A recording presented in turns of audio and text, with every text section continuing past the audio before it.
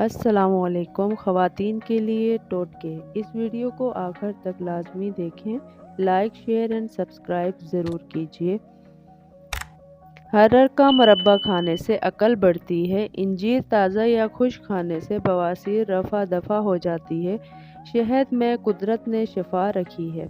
سردی کے موسم میں تیل کی مالش کرنے سے گیس کی بیماری ختم ہو جاتی ہے۔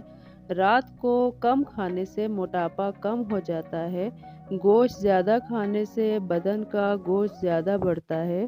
دہی کا استعمال کرنے سے معدہ طاقتور ہوتا ہے۔ یہ دل کو مضبوط کرتا ہے۔ سر پر بار بار کنگھا کرنے سے بلغم خارج ہوتا ہے۔ مچھلی کے فوراً بعد انڈا یا انڈے کے بعد مچھلی نہیں کھانی چاہیے۔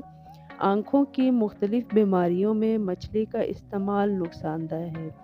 جب کسی نئے شہر میں جائیں تو سب سے پہلے اس شہر کی پیاز کھائیں۔ اس شہر کی وبائی امراض سے محفوظ رہیں گے۔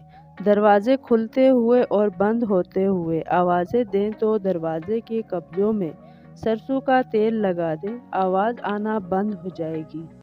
سالن میں غلطی سے زیادہ نمک ڈل جائے تو پریشان نہ ہو، اس میں صرف ایک چھلا ہوا آلو ڈال دیں، وہ تمام اضافی نمک جذب کر لے گا۔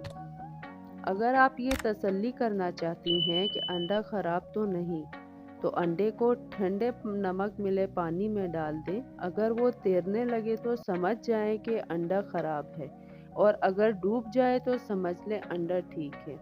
ایک لیموں لیں اور اسے کاٹیں، پھر اس کو اپنی پیشانی پر ملیں، سر درد ٹھیک ہو جائے گا۔ اگر آپ مچھر کے کاٹنے کی وجہ سے تکلیف دہ خارش کا شکار ہیں تو اس جگہ پر تھوڑا سا صابن لگائیں، خارش فوراً غائب ہو جائے گا۔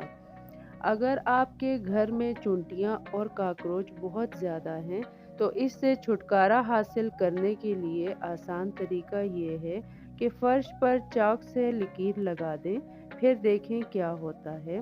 انڈے کو ابالنے سے پہلے اگر پانی میں تھوڑا سا نمک ملا لیں تو انڈے کا چھلکا پھٹتا نہیں۔ کھانے سے پہلے ہمیشہ تھوڑا سا نمک چکھنے کی عادت ڈالیں، اس سے انسان بہت سے امراض سے محفوظ رہتا ہے۔ اگر آپ کا لوہے کا فرنیچر زنگ آلود ہو گیا ہے تو ٹارپلین کے تیل کو کپڑے پر لگا کر اسے صاف کر لیں۔ لیدر کے فرنیچر پر سیاہی کے سخت دھبے لگ جائیں تو نیل پالش ریموور سے صاف کیے جا سکتے ہیں۔ اگر آپ کا چاندنی کا زیور کالا ہو گیا ہے تو اس پر ٹوتھ پیسٹ لگا کر اچھی طرح صاف کر لیں۔ اگر لیموں کا زیادہ رس حاصل کرنا چاہتے ہیں تو اسے دن میں ہلکا سا گرم کر لیں یا پھر گرم پانی میں کچھ دیر کے لیے رکھ دیں۔ گھر میں بچی ہوئی کافی کو ضائع کرنے کے بجائے لان میں پودوں میں ڈال دیں، یہ بہت اچھی کھاد کا کام کرتی ہے۔ فریج سے اگر سبزیوں اور پھلوں کی بو ختم کرنا ہو تو اس میں ایک لیموں کاٹ کر رکھ دیں یا پھر ایک عدد بجھا ہوا کوئلہ رکھ دیں۔